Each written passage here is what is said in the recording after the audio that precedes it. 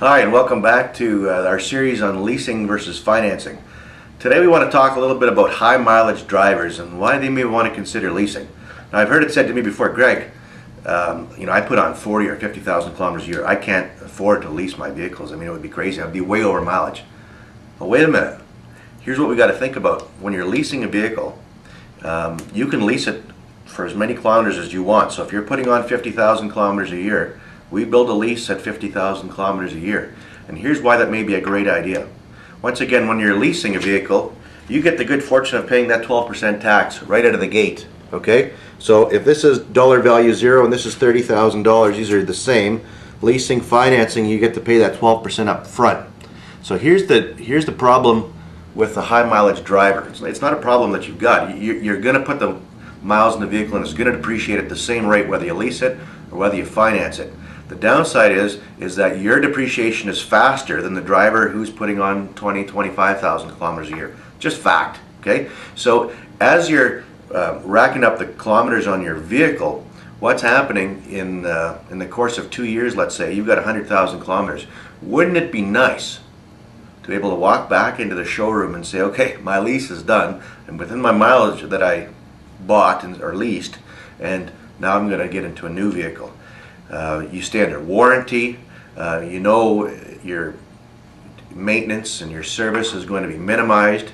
You know if you've bought the vehicle after your second year and you're going to drive it for a couple more years, you know that's when your real maintenance items, your repair items, your service items, they're going to start kicking in. We know the second 100,000 is significantly more than the first. That's the way they're built. They just start wearing. That's okay. That's the way it is. Now, my suggestion is the guy who's putting on 50 or 40,000 kilometers a year, instead of buying his vehicle and taking his, in this case, $33,600 and using it all up real quick, my suggestion is to lease that vehicle for 2 years. Take a high mileage, shorter term lease. Okay, you'll often find that the payments in a higher mileage, shorter term lease might be similar to a 4.5 or 5 year payment plan, a purchase plan on that same vehicle. And the reason I think that's a great idea is use those first 100,000 kilometers where your maintenance and your service items are fairly minimal, because the second ones, that's where it's going to start to cost you.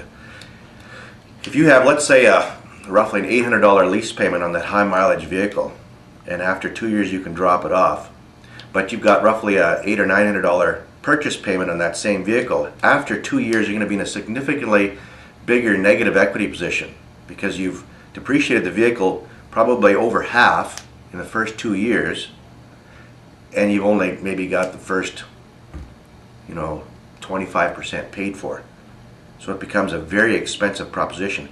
You're in a negative equity situation where you owe more money than what the vehicle's worth, and probably by a fairly big amount. In the automotive industry, we have kind of a bit of an understanding. A low mileage premium vehicle is always worth a little bit more than you think, and a higher mileage, well-used vehicle is probably worth a little bit less than you think. That's just the way it goes. You can repair a vehicle body-wise, you can maintenance-wise kind of get it up to speed, but the kilometers are never going to change. So when you're thinking about it, if you're a high mileage driver, I invite you to come and sit down. We can explain a little bit more to you about why leasing may make a whole lot more sense to you than financing. Thanks for checking us out here at southlandhonda.com. I hope you've enjoyed this series on leasing versus financing. We hope to add a few more to the series. And if you have anything you'd like us to discuss on it, feel free to send us an email, greg@southlandhonda.com. Be happy to try and address that for you.